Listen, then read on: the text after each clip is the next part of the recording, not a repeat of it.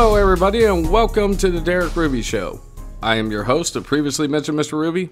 And before we get started today, if you are underage, the Derek Ruby Show is not for kids. So if you are under the age of what YouTube's policies state that you should be, or what COPPA compliant would be, you need to turn this video off right now. So guys, it's been a while, and since a lot of you are stuck at home with all the craziness going on in the world right now, I figured I would take this opportunity to give you some recommendations of things you should watch on Netflix. So up first we have Happy.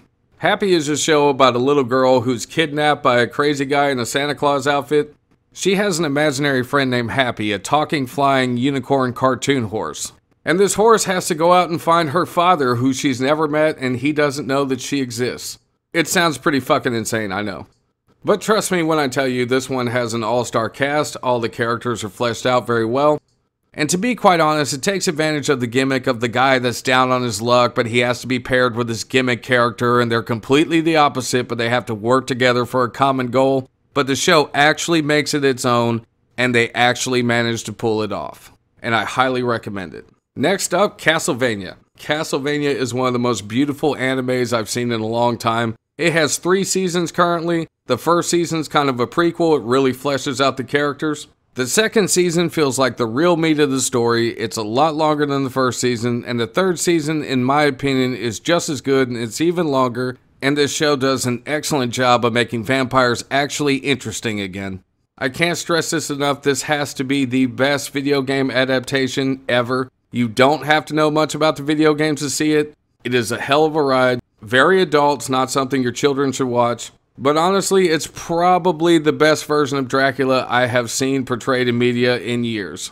And speaking of Dracula, Netflix has a new Dracula series, and it is fantastic. The Dracula in this one is not as good as the Castlevania one, but for a live-action series, I was very impressed. It's got that old-time Dracula feel that a lot of you are looking for, but also has some modern-time feel to it. It's only 3 episodes, each episode is about an hour and 45 minutes long, so it's like watching 3 movies, but if you're into that old school horror, if you like Dracula, you're going to enjoy this.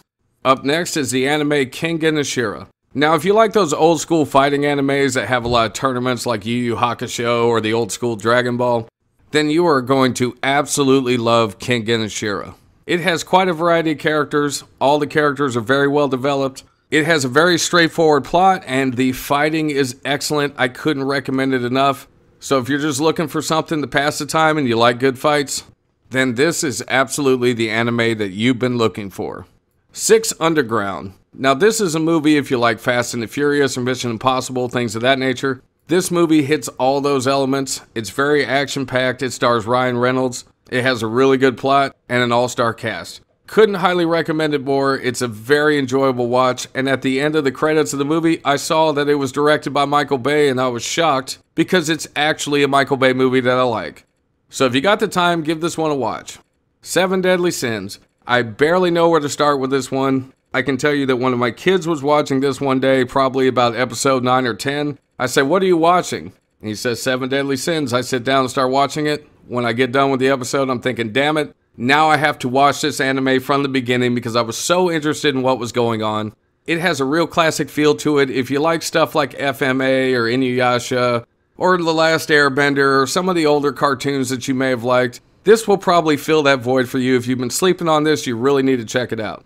For those of you that are into thriller/horror movies, there's a movie on Netflix called Hush. Hush is about a blind woman that's being attacked by a man in her house and she has no one to help her. And I'm telling you, this movie does a lot of inventive things. It also takes advantage of some cliches, but it makes it work. It's absolutely brilliant.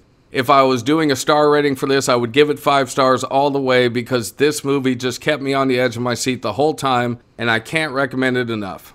Now I want to talk about Baki. I can't preference this enough by saying there is a Baki series that came out before the one that's on Netflix. So this show can be very confusing.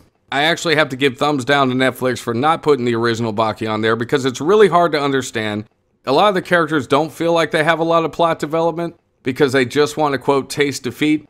But for what this show lacks in character development, it more than makes up for with the fighting. These are some of the best fighting anime scenes you will ever see. The price of admission to watch this is worth it alone just to see the fight scenes. So if you really just want to watch some brutal fighting anime, Baki's the one for you. And if you're really interested, you can always go online and look for the original. The Chilling Adventures of Sabrina. Now, this isn't the Sabrina the Teenage Witch that you remember from the ABC Friday night lineup. No, this Sabrina is pretty hardcore. If you're super ultra religious and you get offended easily, this may not be the series for you. This is made by the people that make Riverdale, but I've never seen Riverdale, so I can't compare and contrast this to that. But what I will say is kind of a negative for me is there are some political messages that are kind of hammered through it that you may not agree with, but the show more than makes up for it in its writing. It takes a very old concept and puts a new spin on it, turns it on its head, and it's a very compelling watch. It has 3 seasons, and I can't recommend it enough. I really enjoyed it. You probably will too, especially if you like horror stuff.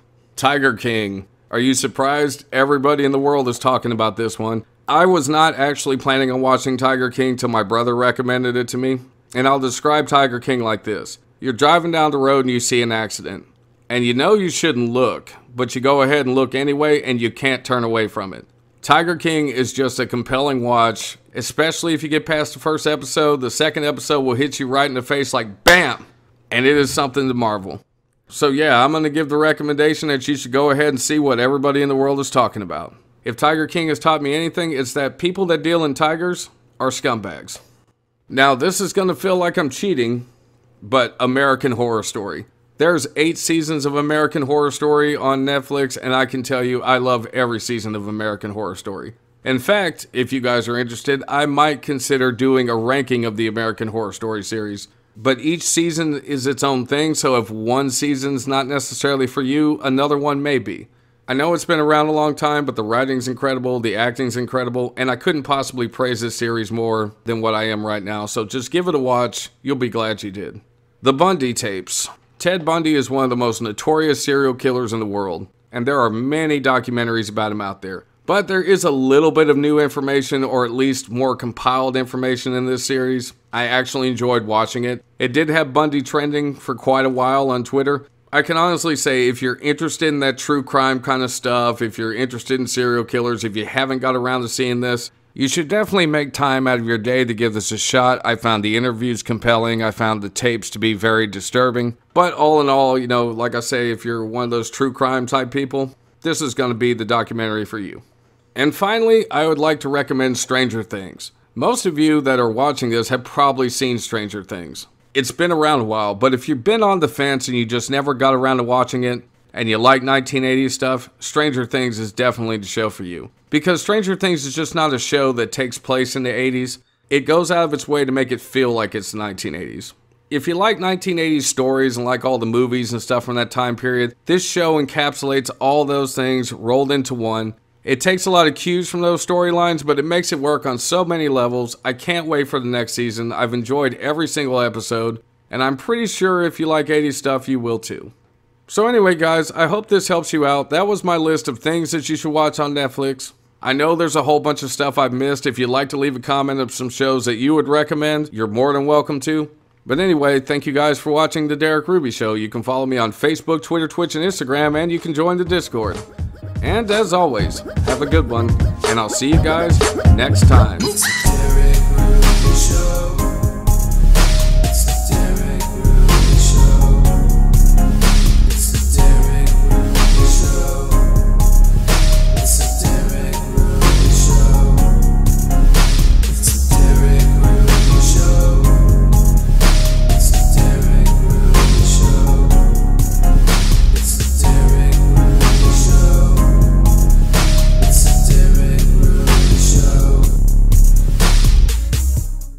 I know I left out stuff like Walking Dead, Ash vs. Evil Dead, and The Office, but come on, you guys should already know about these shows, and if you haven't seen it, what's wrong with you?